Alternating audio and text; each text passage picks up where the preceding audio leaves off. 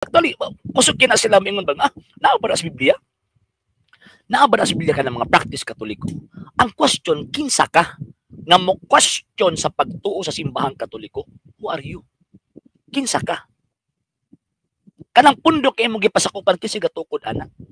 Okay lang nga mo question ka sa pagtuong katoliko kung ang imong otoridad mas labaw pa sa Santa Iglesia Katolika Apostolika Romana. Or at subject nimo ang Iglesia Katolika? No sir, no ma. Ang simbahang Katolika gitukod ni Kristo. Unya pagkauman, kinsa man kang mo question?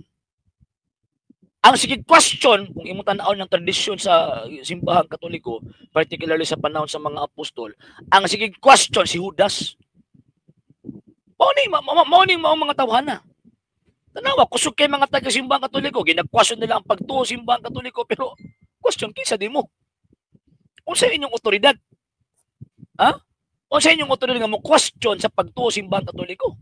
Pero for the sake of argument, o sige, atong i-allow nga mo question sila. Ang question na po ana, andam ba silang maminaw sa tubag? No!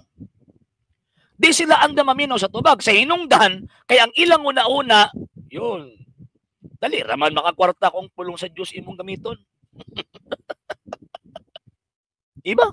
Dali raman kayo makakwarta kung pulong sa Diyos ang imuhang tawag ining hawiran. Kanyawa pag tax, kung magtukod kay imuhang pundok, why tax na eh. So, why tax?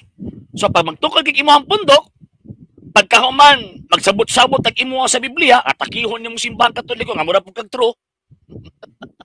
So, ang mahitabo, sa kadugayan ng mga atake naman yung mga Katoliko, mga tagag-anak.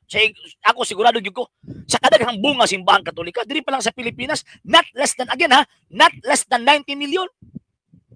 Sa kadugayan ni mong atake sa simbahang Katoliko, naagin na yung mga tagak ng mga membro. Pag tagak ana, mo din kawaton sa mga tayang sikta. So, ang ilang mga membro, puro tagak. So, kay puro man tagak ang ilang mga membro, tanawa, bisang usog pasabot, ikasabot. Bisang simple grammar. Di nagkasabot. Sa hindi pa po nakapag-follow sa mga pages po natin, i-follow nyo po yung mga pages po natin, RJ Horolanciano II TV Apolia Punto Argumento page, Kuya Apologist TV page, and RJ's Vlog 2022. And pwede rin po kayo mag-send po dyan ng Facebook stars. And also, sa ating po mga channels, sa hindi po nakapag-subscribe, i-subscribe po ninyo yung mga channels natin, The Lay Catholic, Apologist International Official, RJ Sano II TV, Kuya Apologist TV, and Barrio Kawayan Religious Forum.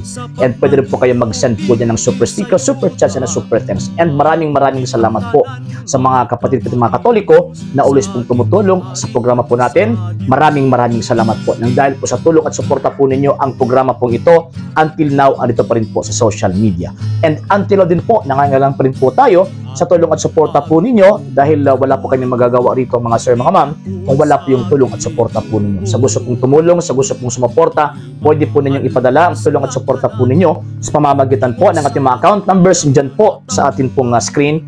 And pwede nyo po kaming i-message sa ating pong page kung via remittance po yung papadala po ninyo. Maraming salamat po in advance.